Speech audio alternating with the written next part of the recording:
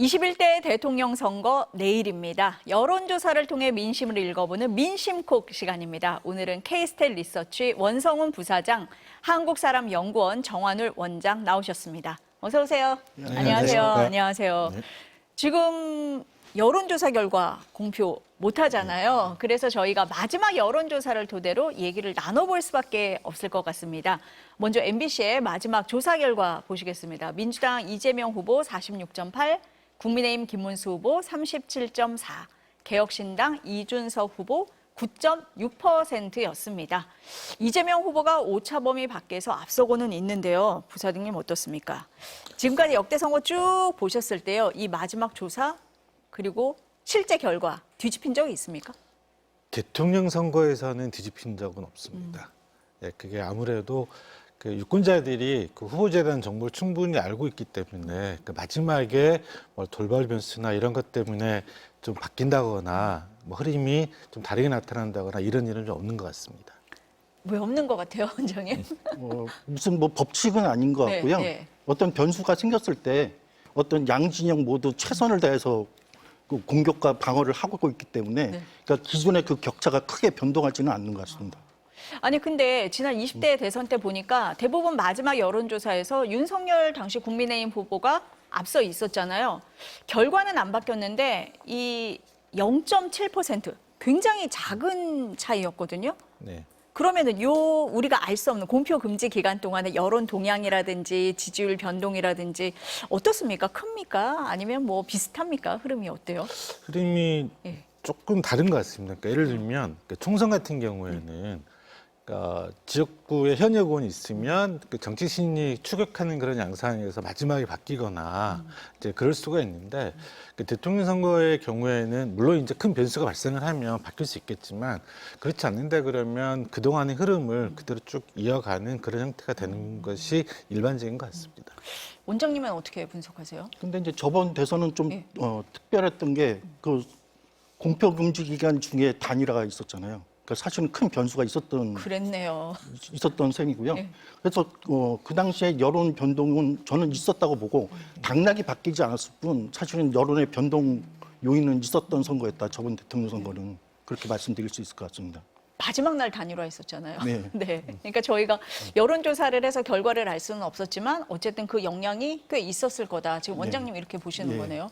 그러면은 이번 여론조사 공표 금지 기간 동안에 여러 이슈가 있었는데 뭐가 제일 컸나 이렇게 주변에 물어보면은 아무래도 이준석 후보의 마지막 TV 토론에서 했던 발언이 좀 컸다 이렇게 느끼시는 분들이 많은 것 같거든요. 먼저 부사장님은 어떻게 보셨습니까?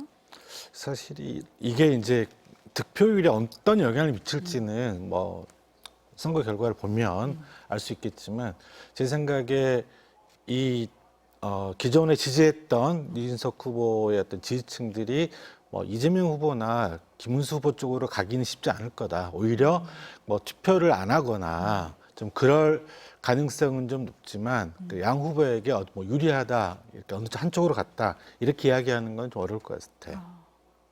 어느 쪽도 유리하지 않았을 거다? 예.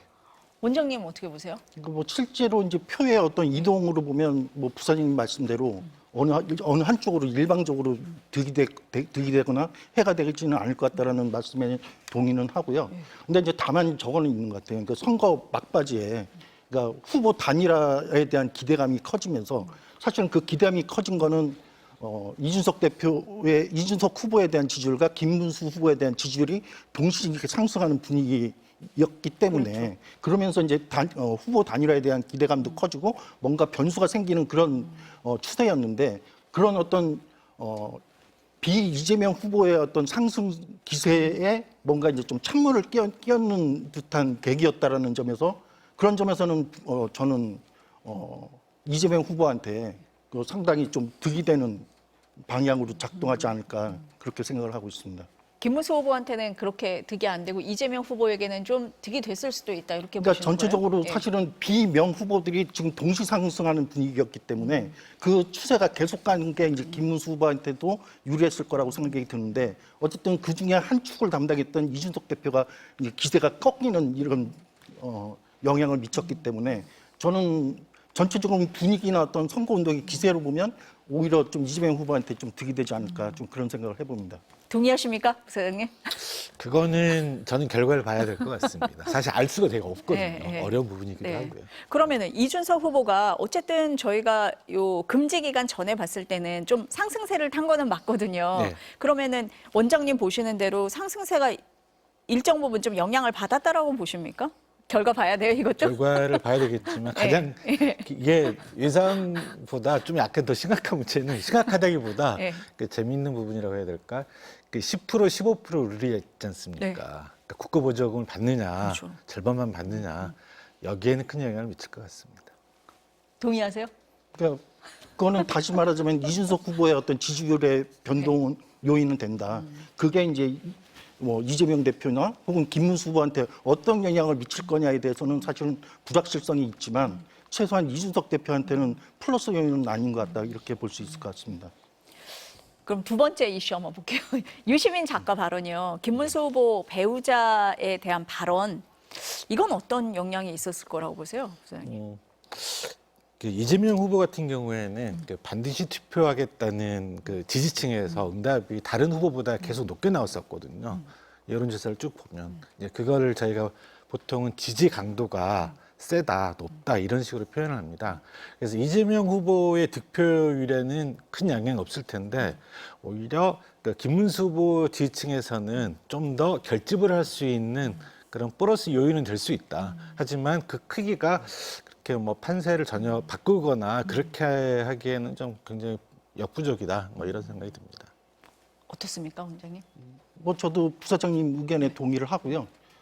일단 큰 변수는 안 될 것 같다는 게 일단 후보 당사자의 발언이 아니었다는 점. 그게 하나가 있고요. 그리고 이제 두 번째는 어쨌든 당사자인 유시민 작가도 그렇고 또 이재명 후보도 그렇고 어쨌든 그 부분에 대해서는 물론 그 내용에 대해서 얼마나 진정성 있는 사과냐 이거에 대해서는 받아들이는데 차이가 있을 수는 있겠지만 어쨌든 대외적으로는 그러니까 사과를 지금 한 모양새거든요. 그래서 그 부분에 대해서 뭔가 여론에 맞받아서 대항하거나 저항하는 이런 게 아니라 어쨌든 지금 순응하는 모양새로 지금 반응했다라는 점에서 크게 전체적인 어떤 판도를 바꾸기엔 좀 어려운 변수 아닌가 그렇게 생각하고 있습니다. 그럼에도 불구하고 좀 득실을 따지자면 김문수 후보 지지층의 결집은 조금 가져왔을 수 있다. 예, 그거는 이렇게 보시는 그 거죠? 영향은 충분히 네. 있을 수 있다고 생각이 들고요. 그러니까 이재명 후보에게 마이너스 요인이 됐다기보다는 김문수 후보에게 조금이라도 플러스가 된 요인이다. 이렇게 보시는 겁니다. 윤석열 전 대통령이 지난 주말에 김문수 후보 지지 메시지 냈잖아요. 어떻게 보십니까, 원장님 이건? 이거는 사실은 올 초에 여론을 한번 생각해 볼 필요가 있는데 올 1월 달에 상당히 여론조사 일각에서 막 대통령 지지율이 50%를 넘었다는 등 굉장히 이상한 조사 결과들이 많이 나왔었잖아요. 그런데 그때 시점을 보면 역설적이게도 사실은 윤석열 대통령이 체포되고 구속되고 그러니까 어떤 정치 일선에서 배제되는 그 순간에 탄핵 반대 여론이 오히려 결집하는 역설적이게도 그런 상황이었고 반대로 저번 구속이 취소가 되고 윤석열 대통령이 석방이 되면서 선거 구도에서 정권 심판론이 오히려 높아지는 그러니까 윤석열 지금 탄핵 국면도 그렇고 사실은 선거가 윤석열 대통령의 계엄과 탄핵으로 인해서 지금 발생하는 선거잖아요.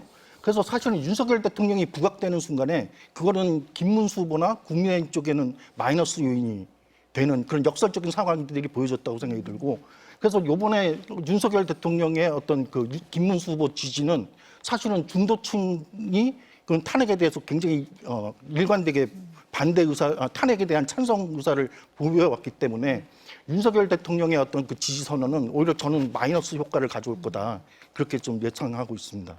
특히 중도층에 영향을 줄 거다라고 원장님은 보시고 부사장님은 어떠세요? 중도층에서 지금 이재명 후보가 김문수 후보에 계속 앞서는 그런 결과들이 계속 나왔었거든요.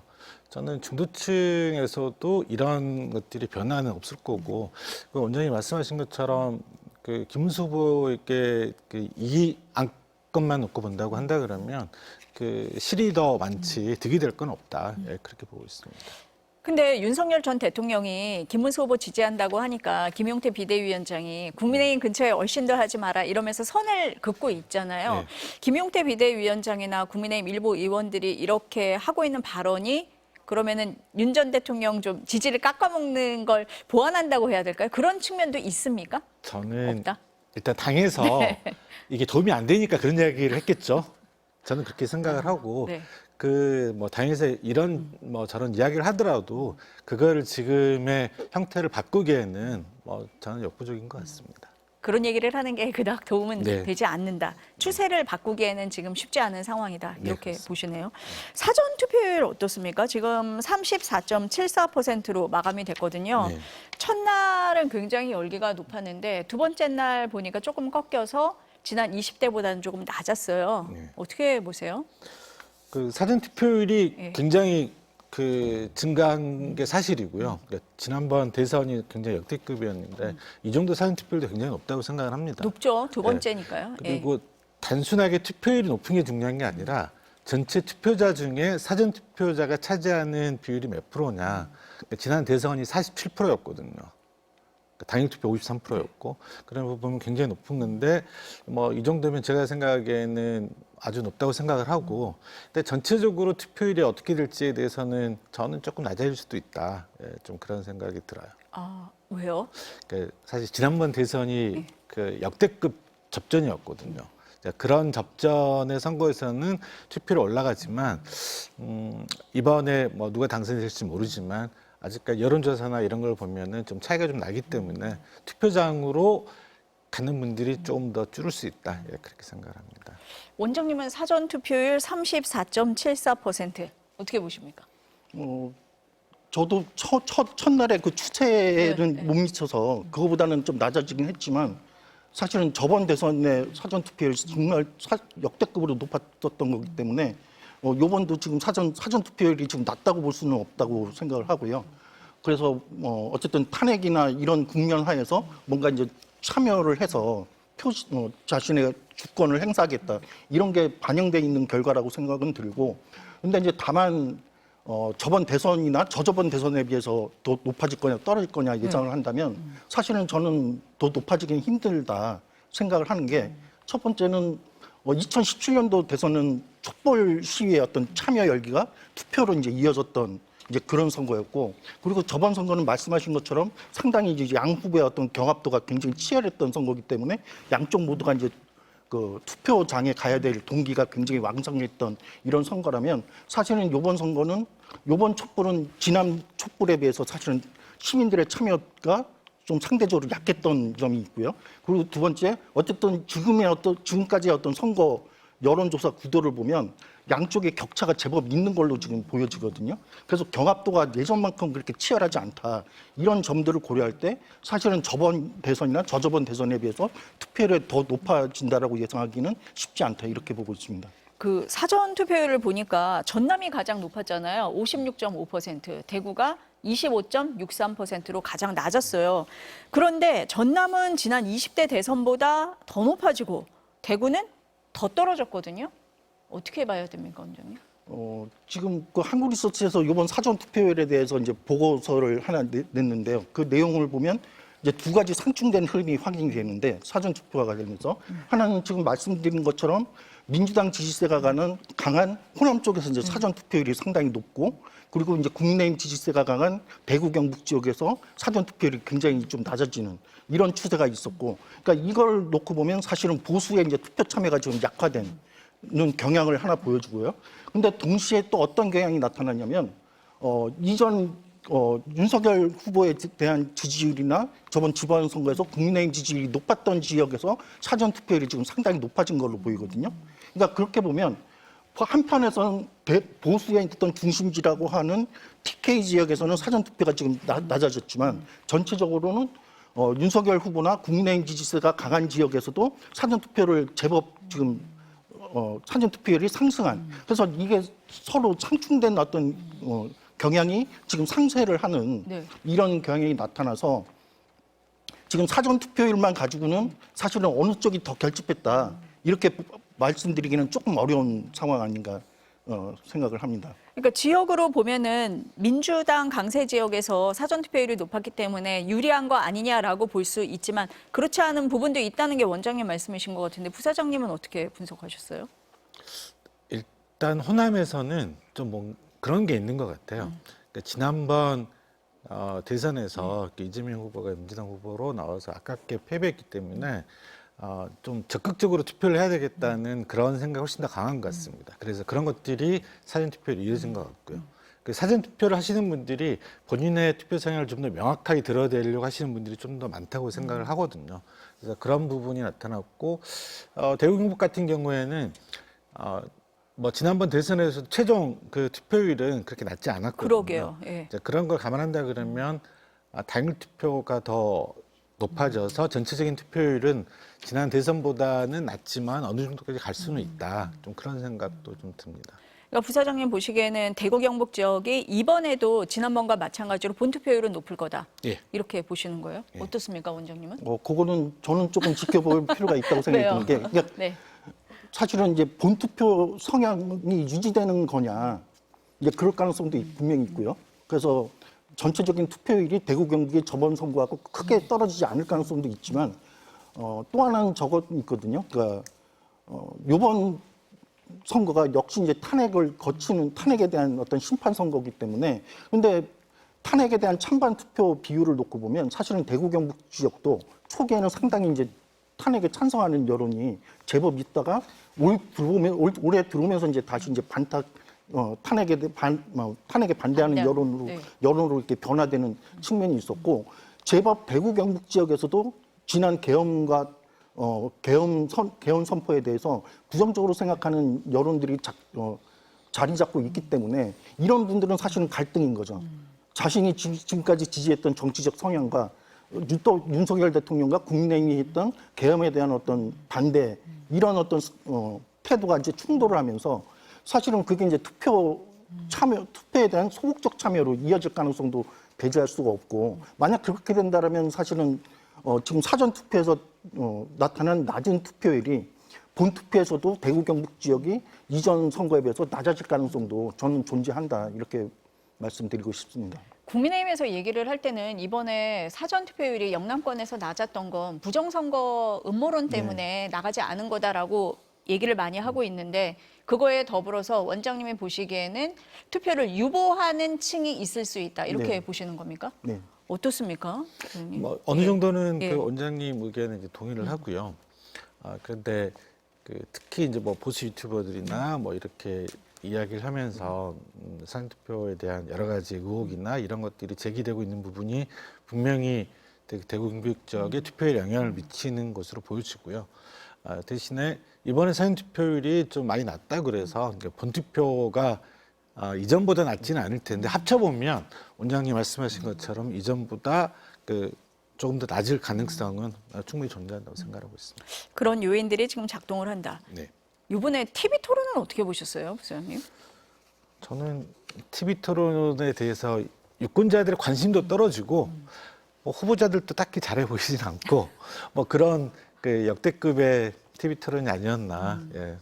뭐 새 후보, 뭐 주요 후보분들한테 죄송하지만 예, 저는 그렇게 생각하고 있습니다. 원장님은 어떻게 보셨어요?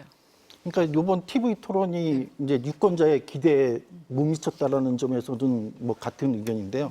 다만 그런데 그걸 꼭 냉수적으로만 볼 필요는 없다라고 생각을 하는 게 뭐냐면, 그러니까 이번 선거가 사실은 예정된 선거가 아니라 계엄과 탄핵을 거치면서 조기에 치러지는 선거잖아요. 그러니까 사실은 대통령 후보로서 준비를 오래 해왔던 이재명 후보나 민주당 입장에서는 그렇지만 그 나머지 후보들은 사실은 갑작스럽게 이제 선거를 준비해야 되는 그 점이 작동을 했던 선거라는 점에서 그러니까 어떤 그런 공약이나 정책에 대한 준비가 사실은 이전 선거에 비해서 부실할 수밖에 없었던 점은 한계점으로 저는 자리를 잡고 있다. 그거는 좀 감안을 해서 봐줘야 된다라는 생각은 하고 있습니다. 근데 예전에 비해서 TV 토론이 유권자의 마음을 크게 움직이지 못한다. 본인이 지지하는 후보를 강화하는 효과가 더 있다라고 말씀들을 많이 하시던데 원장님도 그렇게 보십니까? 그러니까 그 의견에 대해서 저도 동의를 하는 편인데, 그러니까 사실은 그런 어떤 TV 토론을 통해서 뭐 기존에 가졌던 생각을 바꾸거나 뭐 이런 어떤 설득 효과 이런 거는 사실은 생각보다는 약하고 기존에 가지고 있던 태도를 더 강화시키는 그 효과가 이제 주된 효과다라는 건 동의를 하는데 다만 그거는 이제 대체로 이제 정치적 성향이 강한 분들한테 이제 해당하는 얘기고 중간에서 좀 중립적으로 보는 이제 중도 성향의 분들한테는 사실은 이 TV 토론이 영향을 미치죠. 그래서 사실은 2016년도 대선 때 그 당시 이제 안철수 후보의 어떤 TV 토론에서 뭐 아바타 논란이라든지 이런 게 사실은 TV 토론을 통해서 굉장히 그 지지율 변동에 영향을 준 사례도 있다라는 점에서 무조건 TV 토론은 영향력이 없다 이렇게 보기보다는 특히 이제 중도 성향의 좀 유동적인 성향의 유동층 대상으로는 충분히 어떤 지지율 변동을 가져오는 효과가 있을 수 있다라는 점, 그걸 배제할 수는 없다. 근데 다만 아까 처음에 말씀드린 것처럼 모든 후보들이 최선을 다하고 있기 때문에 그런 어떤 TV 토론에서 완전히 무너지거나 이런 사례들이 많지 않기 때문에 대체로 이제 강화 효과 쪽이 두드러졌던 것이지, 중립적인 이런 분들한테는 거기서 대응을 잘못하거나 뭔가 약점이 크게 노출된다라고 했을 땐 분명히 영향을 미칠 수 있다. 그렇게 말씀을 드리고 싶습니다. 지금 원장님 말씀하실 때 이번에 뭐 정책도 없고 공약도 부실한 선거다, 정쟁 위주다라고 말씀을 하셨는데 그게 조기 대선이기 때문입니까? 아니면 어떤 이유가 크다고 보세요? 저는? 조기 대선 네. 원장님 말씀하신 네. 것처럼 사실 국민의힘 후보는 그 후보 등록하는 그날 결정이 된 거잖아요. 그렇죠. 뭐 준비할 시간이 굉장히 없었던 거고, 네. 그리고 뭐 민주당 입장에서도 주요 이제 내세우는 게 계엄, 뭐 그 이후에 이제 뭐 탄핵, 뭐 이런 형태에 대한 뭐 내란 이런 부분을 강조하다 보니까, 그리고 지금 국민의힘에서도 이야기하는 게 야당이 지금 민주당이 대선에 승리하면 새로운 독재가 될 거다. 뭐 이재명 후보만 안 된다. 사실 이전에 이런 식의 어떤 선거 운동은 거의 없었거든요. 그러다 보니까 다른 정책 이슈들이 많이 좀 적어지고 좀 국민들 입장에서, 유권자들 입장에서는 좀 많은 정보를 획득하기가 어려운 상황이지 않았나 그렇게 생각이 듭니다. 그 여론을 통해서 연령대별로 분석을 해보면 이재명 후보는 20대부터 50대까지 좀 골고루 지지를 받으면서 이기고 있는 것 같고요. 김문수 후보는 60대, 70대 이상에서 앞서는 걸로 이렇게 나옵니다. 지지율에서. 이 조사 결과로만 볼 때 이재명 후보가 더 유리하다고 보십니까? 아니면 연령대별 어떤 특징이 있다 이렇게 보십니까? 뭐 연령대별 특징은 분명히 있고요. 네. 대체로 4050 세대가 민주당이나 이재명 후보를 더 지지하고 6070이 대체로 김문수 후보나 보수 후보를 더 지지하는 그 패턴은 이제 확실한데, 근데 다만 이제 지금 사실은 오히려 좀 유동적인 층이 2030 젊은 세대가 아직 미정층도 많고, 그리고 그 표가 이제 좀 분산돼 있는 분산도도 더 있는 것 같고, 그러니까 상대적으로 지금 이준석 후보가 강세를 보이는 것도 좀 젊은 세대잖아요. 그러니까 그거는 표가 굉장히 이제 좀 3등분되는, 젊은 세대에서는 분산되는 효과가 있다고 생각이 들고, 그럼에도 불구하고 어쨌든 지금 20대, 30대에서 그래도 이재명 후보가 그 어느 정도 우세를 보이고 있다라는 점, 이게 전체적으로 4050 대 6070 이 대립구도화해서 그래도 젊은 세대가 상대적으로는 이재명 후보 쪽으로 좀 이렇게 지지를 더 보내는, 이게 그 우위의 원천이 아닌가 이렇게 생각을 하고 있습니다. 부사장님은 어떻게 보세요? 연령대별로 좀 분석을 해보시면 뭐 특징이 보이십니까? 어떠세요? 다른 부분은 원장님이 네. 말씀하셨기 때문에 네. 제가 다른 부분을 말씀드리면, 그 역대 선거에서 그 승패를 좌우하는 연령대가 2000년대에는 40대, 2010년대에는 50대, 그리고 최근에는 50대 후반에서 60대 초반으로 보여지거든요. 그러니까 그 세대가 어떤 세대냐면, 뭐 전두환, 노태우 그 정부의 젊은 층을 보냈었고, 그리고 지금의 어떤 그 민주화 세대라고 이제 불리는 이제 그런 세대라고 생각을 합니다. 이 세대에서 그 득표를 가져가지 못하면 지금까지 모든 선거에서 졌었거든요. 그래서 이번에 그 이제 세대가 과연 어떻게 움직일 거냐.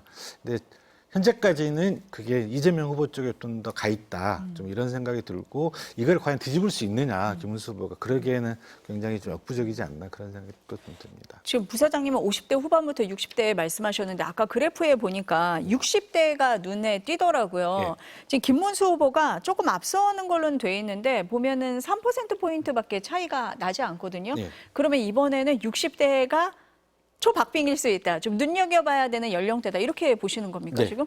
그러니까 저는 그렇게 생각을 하고, 예. 그러니까 이게 그 정치를 선거를 이렇게 바라보는 관점 크게는 연령 효과라 그래서 나이가 많을수록 좀 보수화되는 그게 있다라는 걸 주장하시는 분들도 있고 세대 효과라 그래서 특정 세대를 거친 사람들은 그 어떤 일정한 투표 성향을 가지고 있다 이렇게 이야기를 많이 하는데요. 저는 좀 세대 효과를 본다고 한다 그러면 50대 후반, 60대 초반 그래서 그 연령대 그리고 60대에서 이렇게 접전을 벌이는 거는 60대 초반의 어떤 그 투표 형태하고 60대 후반의 투표 형태가 분명히 다르다. 그래서 이런 전체적 60대 결과가 나오지 않았을까 그렇게 생각을 하고 있습니다. 원장님은 어떠세요? 지금 60년대생, 80년대 학번을 좀 말씀하시, 86세대 말씀하시는 것 같은데요. 어떻습니까? 뭐 저도 동의를 예. 하고요. 그러니까 사실은 그런 연령과 관련된 뭐 크게 보면 두 가지 효과. 하나는 나이 들면서 보수화되는 에이징 효과하고 젊었을 때 어떤 정치적 성향이 유지되는 코호트 효과 이 두 가지가 있는데 사실은 이 세대는 두 양상이 다 있죠. 그러니까 이분들이 사실은 20년 전 그 노무현 대통령 선거 이때는 압도적으로 민주당과 노무현 후보를 지지했던 그 성향을 가진 세대고 이 사람들이 지금 나이 들면서 그 당시에 어떤 그 좀 진보성 민주당을 지지하는 성향이 그 강하게 유지되는. 근데 그러면서도 사실은 그 당시에 보였던 민주당에 대한 지지율 정도는 아니거든요. 확실히 또 나이 들면서 일부는 또 이제 보수 정당 지지로 이제 또 돌아서는 이런 연령 효과도 공존을 하고 있고. 근데 이제 두 가지를 종합을 해본다면 어쨌든 과거에 60대는 압도적으로 보수 정당을 지지했던 거와 비교를 해본다면 이 세대는 확실히 이전 지금의 어떤 70대 이상에 비해서 훨씬 민주당을 지지하고 있다는 점에서 아까 말씀드린 그 코호트 효과가 상당히 지금 작동을 하고 있다. 이렇게 말씀을 드릴 수 있을 것 같습니다. 두 분 말씀을 들어보니까 관심이 되는 연령대인 건 맞는 것 같습니다. 네. 성별은 어떻습니까? 남녀 모두 이재명 후보가 앞서고는 있는데 남자의 경우에는 11%포인트 차이가 나는데 여자의 경우에는 8%포인트 차이가 나거든요. 이게 의미가 있는 수치입니까? 어떻습니까, 원장님? 근데 저게 예. 특히 저 남성에서 이제 상대적으로 이제 그 보수 후보가 강세를 보이는 거는 특히 2030 남성 세대라고 남성 효과라고 생각이 들거든요. 그러니까 그런 점에서는 굉장히 의미가 있다고 생각이 들고, 근데 다만 저번 대선 때만큼의 네. 그런 격차는 아니다. 지금 2030 여성들은 상당히 이제 안정적으로 지금 민주당 이재명 후보를 더 지지를 해주는 건 일관되게 나타나는 현상인데 사실은 저번 대선과 저번 지방선거에서 압도적으로 국민의힘을 지지했던 2030 남성들이 사실은 지금은 굉장히 아까 잠깐 말씀드렸지만 상당히 지금 분산된 일부는 이재명 후보, 일부는 김문수 후보, 그리고 상당수는 또 이준석 후보로 이렇게 분산돼 있는 이 효과 때문에 네. 저번 대선이나 지난 2021년도 이제 소위 말해서 젠더 투표가 막 극심해진 이후로 본다면 그 당시에 비해서는 상당히 지금 남녀 격차가 저는 줄어든 선거다 이렇게 보고 있습니다. 그렇게 큰 차이는 보이지 않는다. 그럼 중도층은 어떻습니까? 이재명 후보는 보니까 49%, 김문수 후보 30% 이렇게 나오거든요. 그럼 역대 과거 선거하고 비교할 때 중도층 분포는 어떻다고 봐야 됩니까? 뭐 일단 중도층의 크기가 몇 퍼센트 정도라고 이렇게 이야기를 하기 굉장히 어려운 것 같아요. 조사에 따라서도 다르기도 하고 그래서 뭐 보수라고 응답한 분들이 많이 표집되면 이게 뭐 보수층의 과표집이다. 그다음에 진보라고 하는 분들이 많이 표집되면 뭐 진보층의 과표집이다 이런 이야기를 하는데 참 그렇게 하기는 좀 어려울 것 같고요. 근데 전체적으로 진보 보수 중도가 여론조사를 보면 동일하게 표집되지는 않고 항상 보수라고 하신 분들이 조금 더 많이 이렇게 표집이 되는 것 같고요. 그러니까 많이 표집이 된다기보다 응답이 그렇게 많이 나왔고 중도층에서 그 승리한 후보가 항상 선거에서 이겼거든요. 그러니까 이번 중도층의 표심은 민주당이 이재명 후보에게 분명히 더 있는 건 사실이고 그게 전체적인 결과에서 보여지고 있다. 그렇게 이해하는 게 맞는 것 같습니다. 내일 출구조사 결과 발표되잖아요. 네. 최근에 보니까 그 예측 오차가 0.2 뭐 이 정도입니다. 네. 엄청 정확한데요. 일단 0.2% 정도를 예측할 수 있다 이렇게 표현하는 거는 좀 지나친 네. 시청자분들도 이렇게 제대로 좀 아셔야 되는 게 그렇게 나올 수가 없고요. 이번에도 그런 식으로 할 수 있다고 저는 생각하지 않고 대신에 뭐 미국이나 이런 경우에도 대선 후보 예측 실패한 경우가 많지 않습니까? 근데 역대 절대 지상파 3사에서 대선 예측이 실패한 적이 없거든요. 그래서 한 예측 득표율이 1%, 2%만 차이 나도 네. 그건 굉장히 잘하는 거다. 예, 그렇게 이해를 해주시면 좋을 것 같습니다. 시청자들이 보시기에는 굉장히 정확하다 이렇게 생각하실 것 같은데 내일 저녁 8시를 지켜보시면 될 것 같습니다. 오늘 두 분 말씀은 여기까지 들어야 될 것 같습니다. 감사합니다. 네.